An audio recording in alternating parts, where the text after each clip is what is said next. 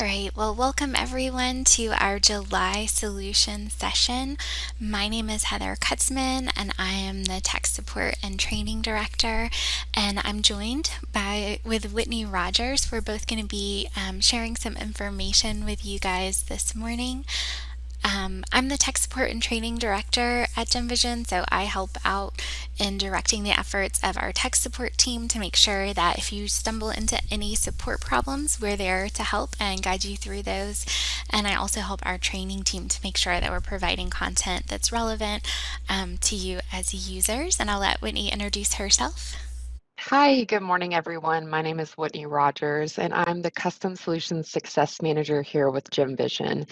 And basically, that means that I'm here to ensure that you're successful with the Gemvision software, such as CounterSketch. So, here to kind of help and be an extra resource for your store and kind of guide you if you need help with anything so that you can be successful and successfully implement the software within your business. Awesome.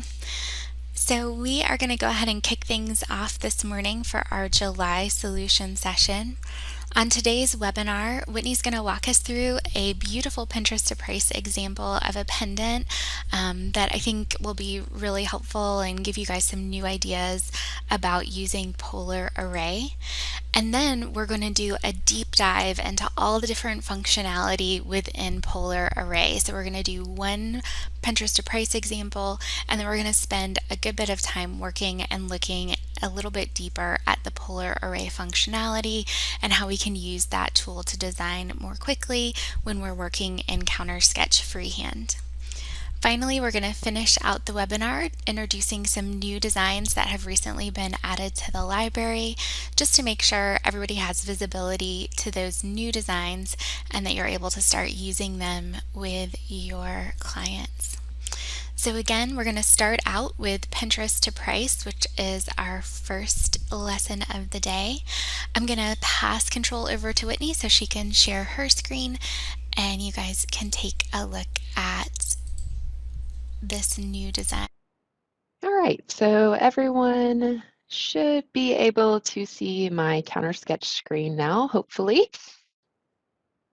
So today, as Heather showed, we have a pendant design, and this is just to kind of give you a look into Polar Array as well, and to kind of go with today's tools topic and show you how you can utilize it. So today I'm going to start with purely freehand parts.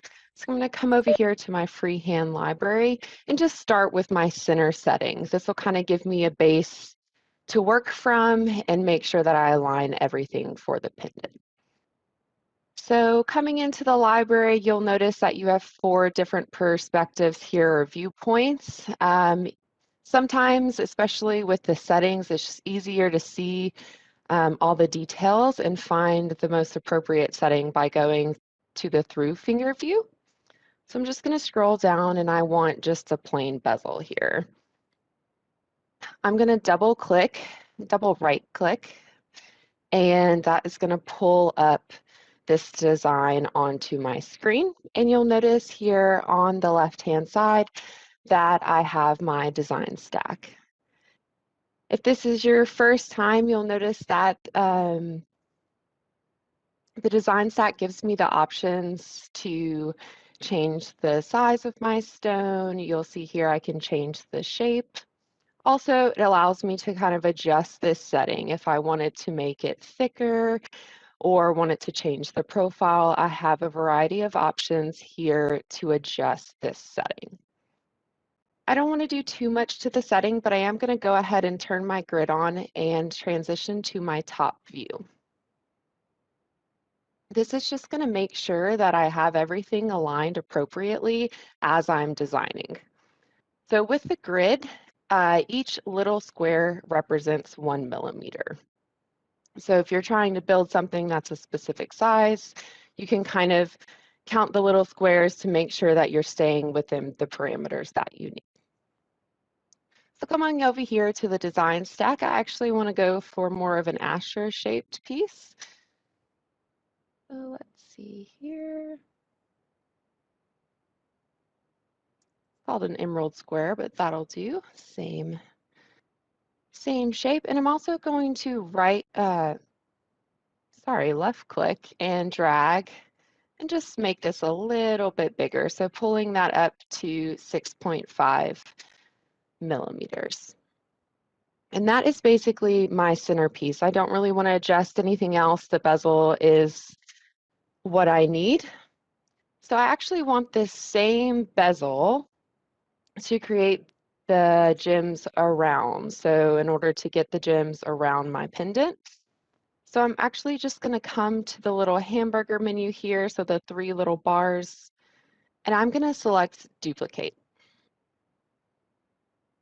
That's going to duplicate the setting that I already have. So by hovering over the arrows here, you can see that they kind of highlight in a hot pink color. If I left click and drag, hold that down, it's going to allow me to move the piece within my space. So I'm just going to position this right above my center stone. And I don't want the same size. I'm going to come in here back to the design stack and select my emerald shape. Now this is facing the wrong way, so I don't actually want the stone to sit north-south. I want it to sit east-west.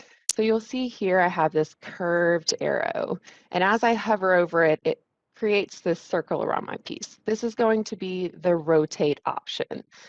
So I can left click, hold, and it's going to allow me to rotate this piece at whatever angle I would like. If I hold down the shift key, as I rotate, it's going to give me 45-degree increments. Super useful if you're trying to get it perfectly aligned and make that clean rotation. So you're not sitting here kind of going back and forth trying to get it to the correct degrees. If you just hold down your shift key as you rotate, it's going to give you those increments so that you can align everything. So my emerald shape is a bit too large, so I'm going to again come over to the left-hand side. And I'm just going to left click again and kind of just pull this sizing down. I want it to be about the same size, same width as my center. So again, just hovering over those arrows, I'm just going to kind of position the piece about where I would like it. And that looks good. So coming over here, you'll see that I have this blue box. If I select this, it's going to pull up this star icon. This is your polar array icon. So as I select that, you'll see that it's put 5 settings here. And if I hover over this angle, it's going to allow me to pull those stones around my center stone. So you'll notice that the shape here is a circle, meaning that it's going to array those pieces in a circle. If I pull this arrow all the way to 360 degrees, it's going to give me a clean rotation, and I have 4 gems. So 1 on either side of my stone, which is exactly what I want. So this will save you a lot of time. If you're designing pieces that you want to be consistent on all sides or match on all sides, the polar array tool is a great tool to use so that you're not having to come in and try to get everything as close as possible. This will basically do the heavy lifting for you. So now that I have those 4 stones exactly how I want them, I'm just going to go ahead and left click, and I'm going to come to the bottom here and add an additional freehand part. So now I'm looking to kind of add that trillion shaped bezel setting here. And I could come back and duplicate one of these, but I'm just going to go back into the menu and grab that setting one more time. So double left clicking is going to pull that setting, and it's always going to put it right in the middle of my screen. So don't panic if you can't see it immediately. You'll just need to pull it out into the areas that you need. So I'm just going to kind of come to the right here, position it in between those 2 stones, and come over to the left and adjust that shape again. I want kind of the cleaner edges, So I am going to go with the trillion curved versus the straight. Again, if I come to this rotation, I can hold down that shift key and it's going to give me a clean, oops. Oh, what happened there? Small bug, I'll fix that in a moment. Let's just click off of here. Sorry guys, let's see, it is not wanting me to highlight that. There we go. I'm going to rotate that to the 75-degree angle. So I can see that something threw off my emerald shape here. So I'm just going to come back and see if I can correct that real quick. So it looks like there might have been a bug in the system. When I selected, it actually changed the shape. So I'm just going to click through the shape here again and go back to circle, and you can see that it's corrected that. So I'm going to go back to my trillion shape now, and I'm going to come again and just left click and drag to adjust that size. Kind of tuck it in here. And again, I'm going to click this blue box. That's going to give me my polar array option. I'm going to select it. I'm going to come to the angle arrow. And again, just rotate it completely around to 360 degrees to kind of give me that even spacing throughout in rotation.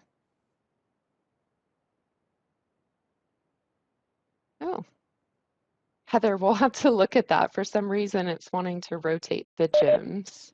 Yeah, that's really unusual. It must be a bug. Yes. Good thing we're recording it so we can check it out. Yes. All right, so I just want to adjust my stone just slightly, kind of pull it over a little bit. There we go. And I'm also just going to rotate it up so the pendant's not so flat, just to give it like a little bit of dimension. I'm just going to rotate that up slightly. Perfect. All right, so I'm going to go back into my top-down view. I now want to add the little kind of channels here between the center stone and these emerald-shaped stones to connect those 4 stones to my center. So I'm actually going to come back into settings. I'm going to go into my perspective view, so I have the top, kind of top down, and I'm going to use one of these halo parts. So you're thinking, oh, it's curved. How is she going to do that? So if you come to the left-hand side, I have the ability here to first adjust the length. So I want it to be quite short. I want it to fit right in between these 2 stones.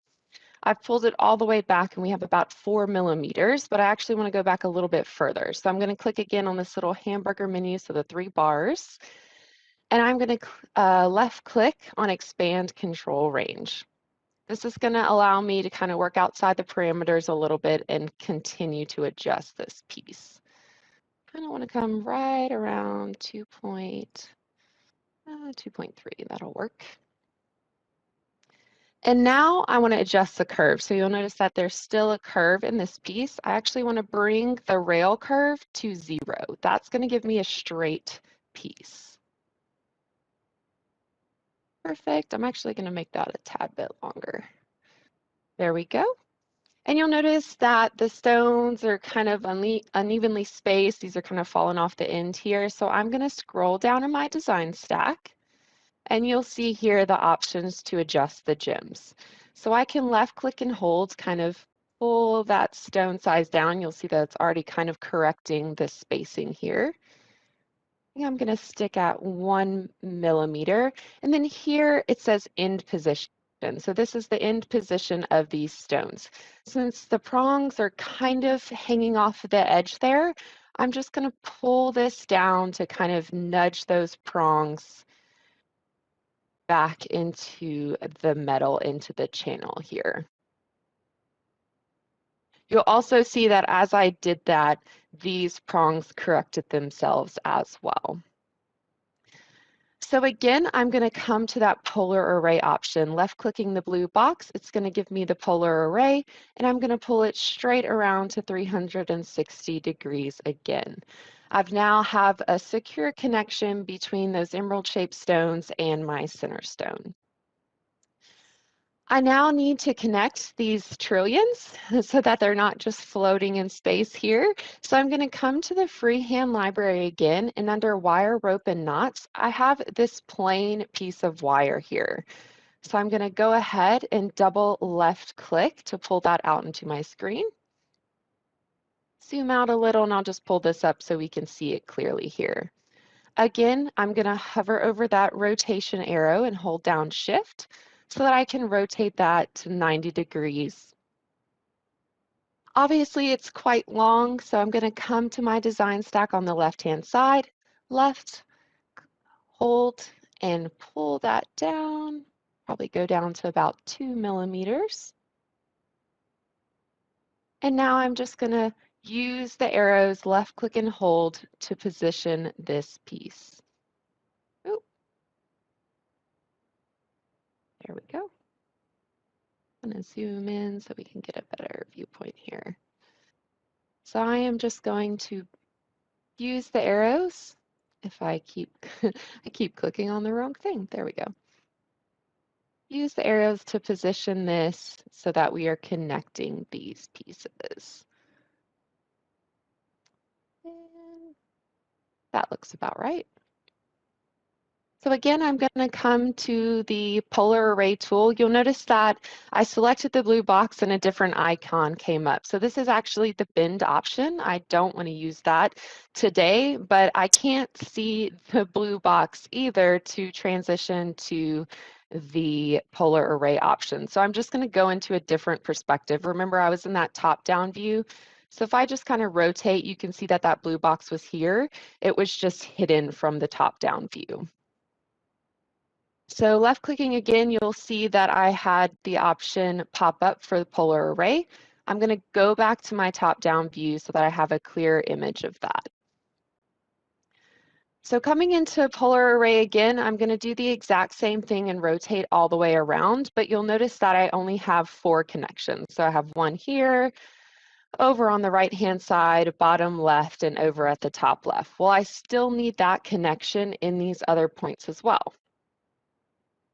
So you might think, oh, I can just pull the count up, and if I increase it to 8, it'll work, but it does not. So you'll notice that as I array the object, it does not form perfectly in those gaps, that it's kind of sporadically, I can see different points of it poking out in different areas. So the best way is I'm going to actually leave the count at 4, and I'm going to come to the top left here. These are my mirror options. So I actually just want to mirror the 4 that I have using the side mirror option, and that is actually going to mirror those 4 points that I already had into the area next to them or to the side of them. And you'll notice now, as I hover over this mirror option, you'll see all my 8 points are now connected. So kind of using a combination of tools to get the effect that you are looking for. Lastly, I just need my bail as well as my little jump ring for the top. So here under my bails, I have this kind of little half circle that I am going to utilize as my jump ring on the top of my pendant. So again, coming and hovering over those arrows, pulling that straight up from the center. I'm going to adjust the jump ring shape. Kind of want it to match my center style. So I'm going to select this Asher type look. The inside width, I can left click and drag. That'll kind of adjust the width of my jump ring. And also, if I wanted to adjust the profile width or the height of that jump ring, I can do so by left clicking and dragging. I'm going to go ahead into perspective just to make sure I have a good connection here. Perfect. And again, just going back into my freehand menu, I am going to pull a bail. So left click, it's going to pull that into my screen. And you'll notice I added this bail, but I do not have a design stack on the left-hand side. That is because this is known as an SP part, which is known as a static part. So for static parts, they are adjusted differently. So you'll notice I have this yellow disc here that I didn't have before, and I have these other discs within my adjustments or my arrows. This is going to allow me to actually adjust this part on the screen itself. So if I hold that yellow disc, I can scale the piece. If I wanted to make it wider, I can use this red disc here. If I wanted to make it taller, the blue. So still have the ability to adjust, just a little bit of a different type of part. The other parts are known as counterparts, and they start with the prefix of CP. So if ever you're in the library and you want to make sure you have a design stack because that's how you prefer to work, you'll look for those CP parts and then know if you click on an SP part, you adjust that using all the different arrows and discs. All right, so I have my bale placed here. I'm going to go ahead and just turn my grid off and I have my finished piece. If I wanted to change the metal color or change the stone colors, I can come over to the right-hand side and select my metal color. Now I just selected yellow gold primary, but you'll notice that nothing changed. That is because these freehand parts are automatically related to the secondary metal color. So if I came into secondary, I can select yellow gold. You'll notice my whole piece changed. You can adjust this if you come into each part and go to the little hamburger menu or the three bars. You'll have the option to select switch primary and secondary metal. So if I was to select this, it would transition it to a primary metal color, so you have the ability to adjust each individual piece. I can also come and change my gems. If I select center, let's say emerald, it's going to change all of them, but maybe I don't want all of these to be an emerald, so I can actually come back. I'm going to set that back to diamond. And here I have the any gem, any color tool. This is going to allow me to select which gems I want to be which color. So I'm going to select my center. You know it's selected because it is a different color. I'm going to come over and do London Blue Topaz and just select apply, and you select that by left clicking. And you'll notice that just that center stone color changed. So I'm going to come to my emeralds. I'm going to select all of them. And let's see. Not sure what color I want. We'll try the aqua blue. And again, I'm going to come and select apply. Now all of my emerald shapes have also adjusted. So I can hit render. And that is going to be our finished piece. And I will hand it back to Heather. Alrighty, I will go ahead and share my screen, and we are going to talk a little bit more about polar array. So Whitney did an awesome job of walking us through an example that was pretty polar array heavy. You saw she used that tool several times, and then I love the way she incorporated kind of using polar array as well as a mirror technique. So definitely a lot of good examples there. We're going to continue that discussion and just break polar array down and spend a little bit more time talking about all the different attributes. So the first thing that we notice when we turn on polar array is all the different handles that we have available. I'm going to show you here in the slide so we can talk about it a little bit, and then we will definitely hop over and take a look in the software. So the first thing that you'll notice when you open out your handles is that there are 3 of them that are like really long that extend past this kind of central group of handles. The red one, which is typically at the start of your polar array, is your position. The green one is going to control the count, so how many times that item repeats within the angle that we set, and then the blue handle sets the end angle or the last angle of the design. So all of these handles have a purpose and kind of help us when we're laying out our polar array.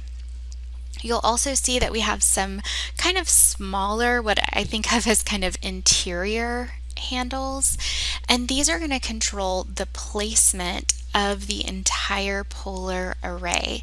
So again, let's take just a moment. I'm going to hop over into CounterSketch and we'll take a look at what this looks like in this software. So I have 3 different rings here that we're going to use as our examples of different polar array setups. Let me just expand my screen so you can see everything that I've got out there, and we're going to go in, and again, we're not really building a specific ring, we're just talking a little bit about polar array. So I'm just going to grab a gem so that we can start to see these different handles that we discussed. So as Whitney showed you, we're going to start out, we have to turn on our polar array. We start out in our move, scale, and rotate handles. I'm going to left click on that blue box, and then we get that little star, and that's our polar array indicator. So I'm going to left click once to turn that polar array on. So that's all we have to do, and you can see here we get our handles. So we've got the red handle, which is representing our start position, and we've got, let me move this up, I'm going to reposition our polar array stone just so it's a little bit easier to see these handles. So let's bring it out of center and over just a little bit. There we go. So turn on the polar array, and here we can see the red handle, which again is our start position, the green handle, which is our count, and the blue handle, which is our angle. So as we come in and make adjustments to the angle of our polar array, you'll see that we can choose like right at 360, but if we keep going, we get past 360 and it's a little bit of a different layout.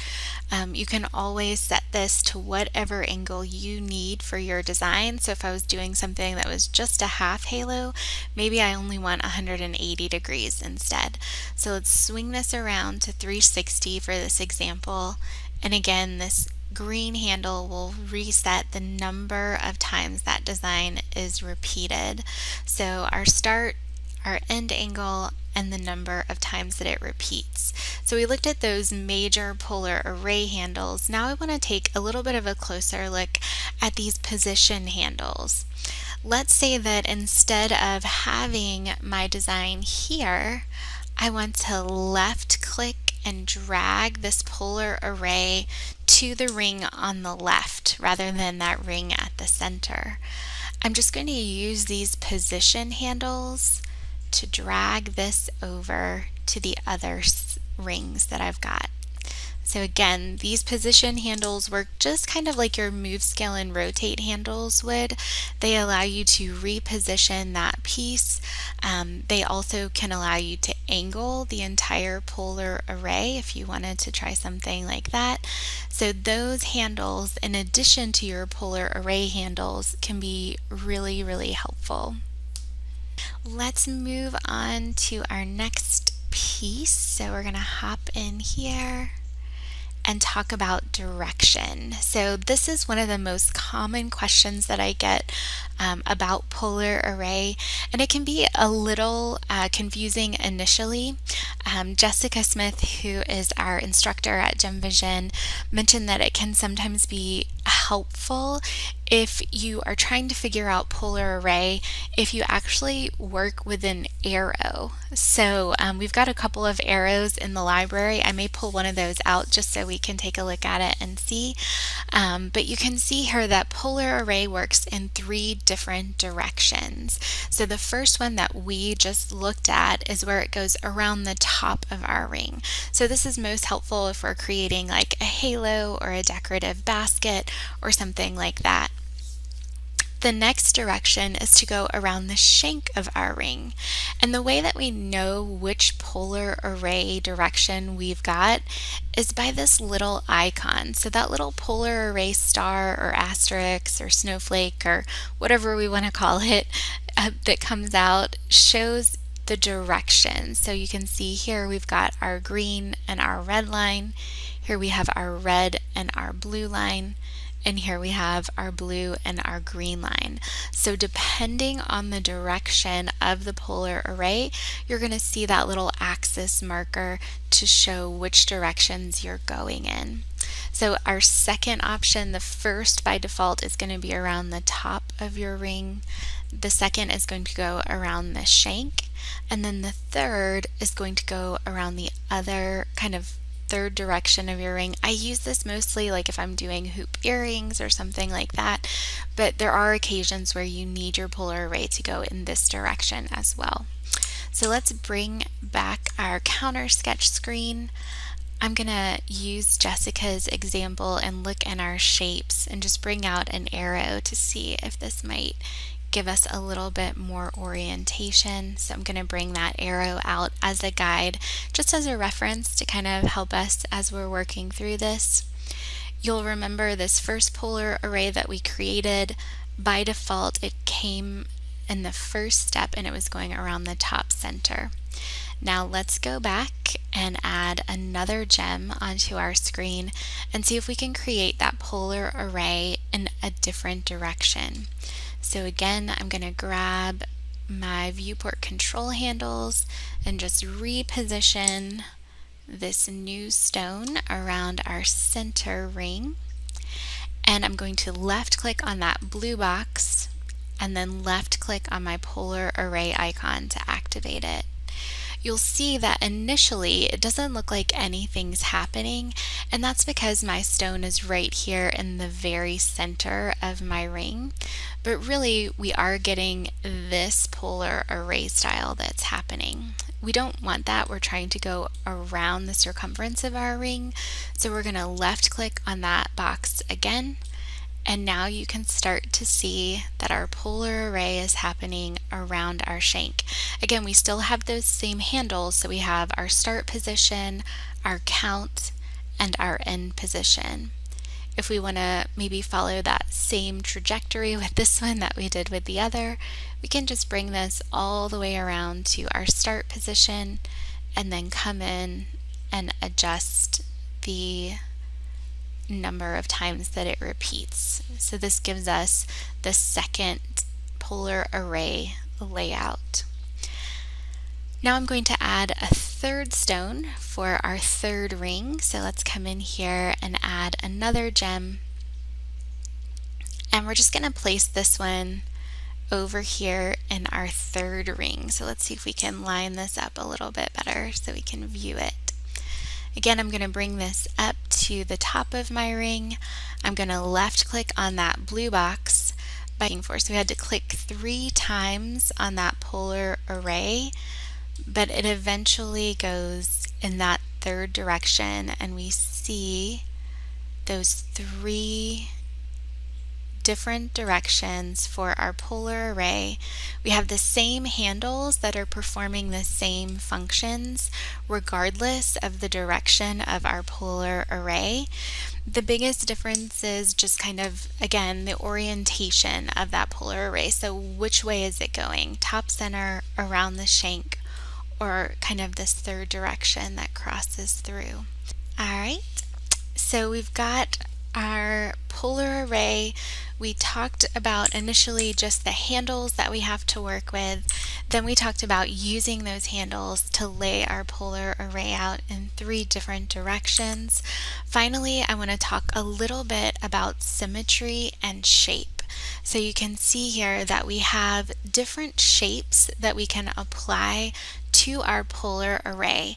So not always are we going to be able to have a round center stone or a round object or a round shape that we're trying to contour our polar array items around.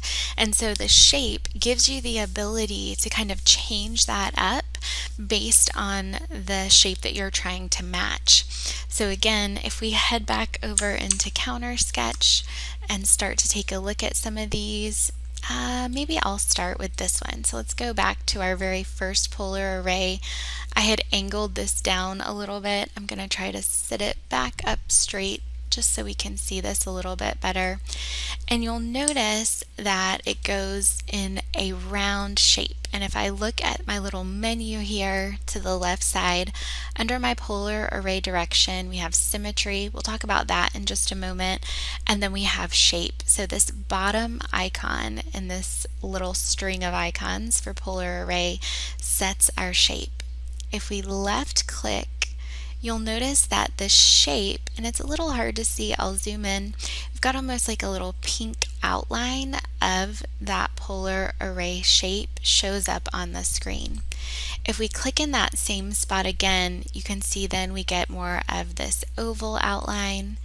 We'll click again and get an emerald outline, an asher, a heart, a marquee, a pear, a square, and then back to circle. Sometimes I have noticed that this little preview image of the shape disappears. It's okay if you just click where it should be. Usually you'll be able to continue to progress through the different shapes.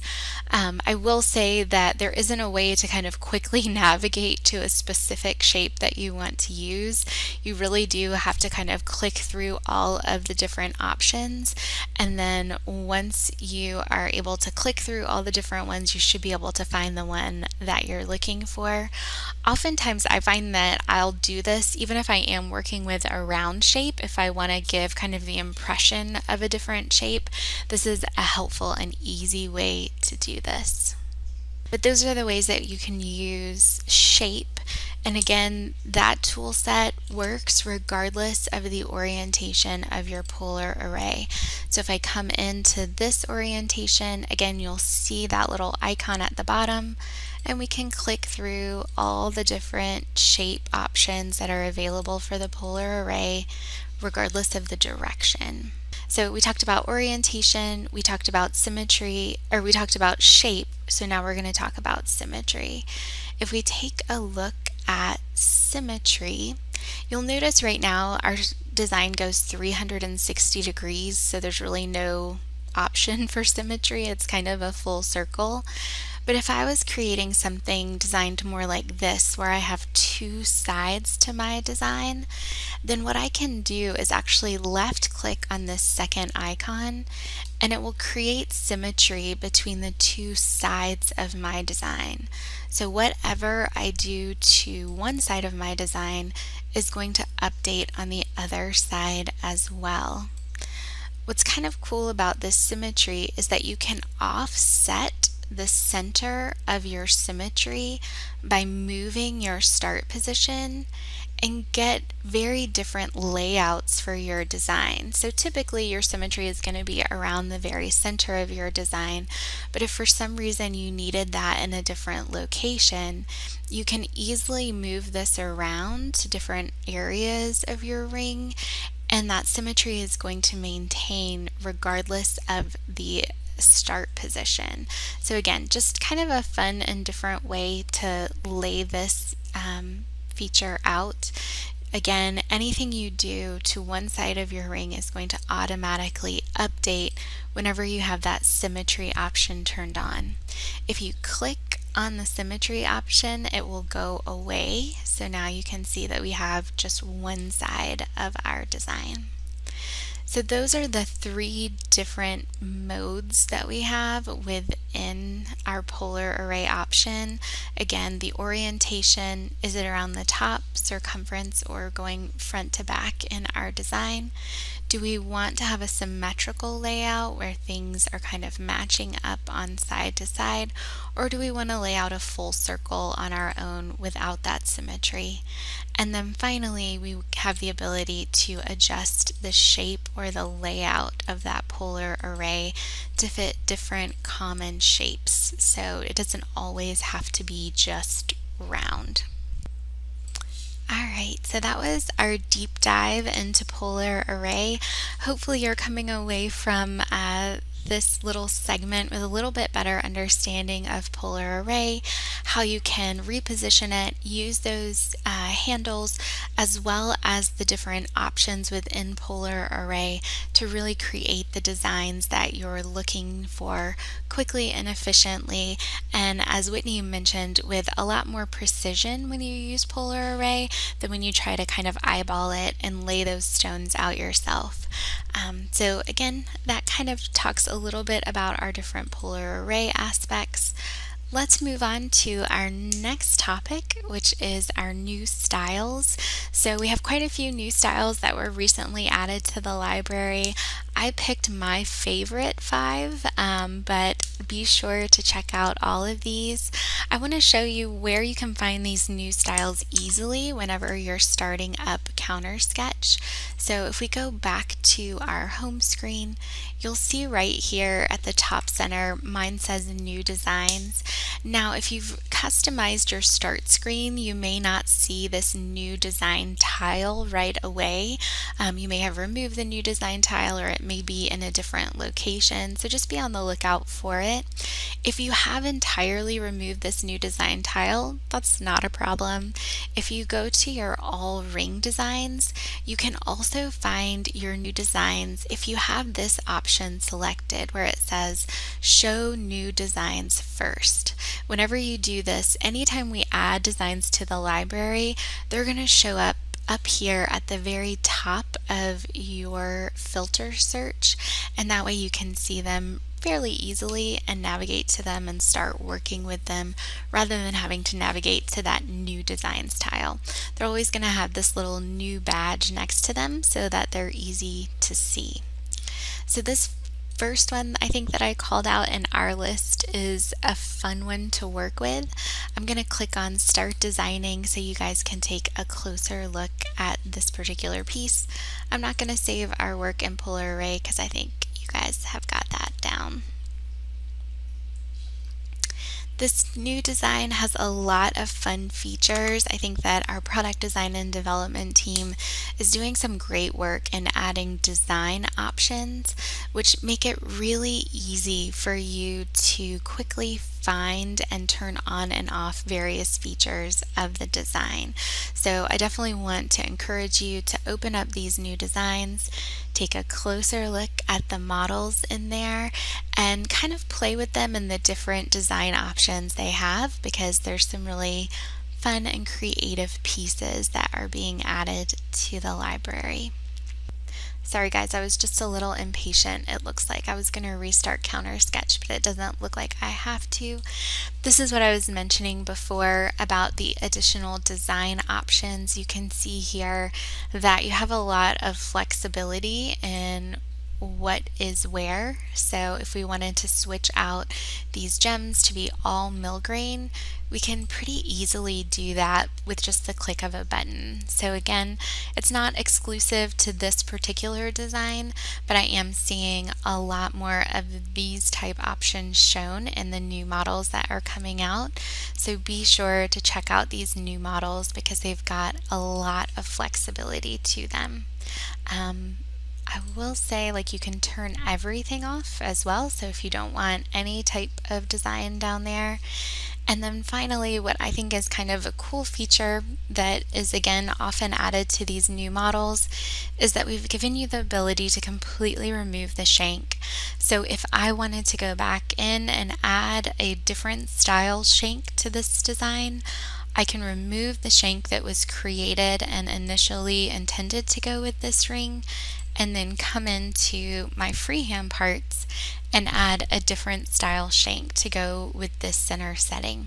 So again, lots of flexibility with these new models. Be sure that you're checking them out and kind of taking advantage of all the variety that they offer. All of these designs are really beautiful.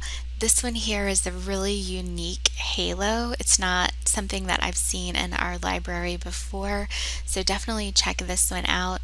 I know it has the ability to add accent stones down the side as well. And all of these have matching wedding bands also. So again, this is another really unique halo that uses a little bit of metal fashion as well as some stone shapes other than round in the halo. And so again, just a really cool style. I would recommend you taking some time and looking through those new styles. Our product manager, Oriel, really works hard to be sure that he's updating and adding new styles to the library on a regular basis. So definitely take advantage of this new content as it comes out. I will mention that if you are interested in following us on social media, we would love for you to join us on any of these platforms. We are always talking about what's going on with Gemvision, if we add new content to our online training platforms, if we have new classes that we're offering. I know our team is starting to gear up to get ready to go to JCK in Las Vegas, and so we will be mentioning things as we start getting ready for that trip as well. So definitely follow us on one of these social media platforms to connect with us and just find out what's going on at Gemvision. We have also got a recording of today's webinar. So if you're interested in re-watching this webinar, maybe you're reviewing that Pinterest to price design that Whitney built for us, or if you have other team members who are unable to attend the webinar live, then you can definitely go to this website, log in, and you'll just want to find the title for today's webinar, which is July Solution Session with CounterSketch, and then you can click Watch Now. We should have this video available for you to watch, I would say early next week sometime. We do a little post-production editing and then get that up for you guys to see. As a reminder, we have an August solution session coming up on Thursday the 19th at 9 a.m. Central. Again, we're going to take a look at Pinterest to price examples. We're going to do a deep dive into rendering with our last software update. We added some new functionality into Render, including the ability to select a social media sized render so that it's ready to go and you don't have to do any post CounterSketch kind of adjustments. It's ready to upload to Instagram or Facebook or any of those other social media platforms. So we'll take a look at that, as well as the render preview option that was recently added. So a close look at render next month. And finally, we'll talk about those new designs that were recently added since this lesson. Finally, are there any questions? So if you have questions that don't come up during the webinar but maybe at another time, please feel free to reach out to our tech support team at countersketch@gemvision.com, and they'll be happy to answer any questions you may have. Oh, great question. So Sonia asked, our customers bring in their own gold and diamonds. Will Stellar use customers' product? Stellar will definitely set stones or diamonds that are provided by your customer. So if your customer has existing stones that they would like set into a CounterSketch mounting, you can submit those stones to Stellar to be set by our CAD/CAM manufacturing team. So we're happy to do that. However, the metal, because we cast on quite a large scale and large quantity, we aren't able to cast their specific metal and their specific design. So you can definitely take advantage of our clean scrap program and trade in the customer's gold for credit that you can then use towards the cost of their piece. But unfortunately, we can't kind of guarantee that their gold that they brought in will be used in manufacturing their specific design, just because we cast in such a large number of designs at one time. But the gemstones and diamonds we can definitely help with. If you go into your order screen, I can show you where you would actually indicate that on your order so that it's really easy for you to communicate with our CAD/CAM team and we know what you're looking for. So for example, if I wanted to supply this center diamond, I would come in here and say use my stones, and it's going to ask me for an estimated value of that stone. And so I would just type that in, and that helps us know how much we need to insure the stone for while it's in our possession. Same thing down here. If these accent stones were your customer's stones, you would just say use my stone, and again we'll ask you for an estimated stone value. Then you will need to go through the process of submitting those stones. So I believe it's in here. I'm going to have to look and see. Let's see.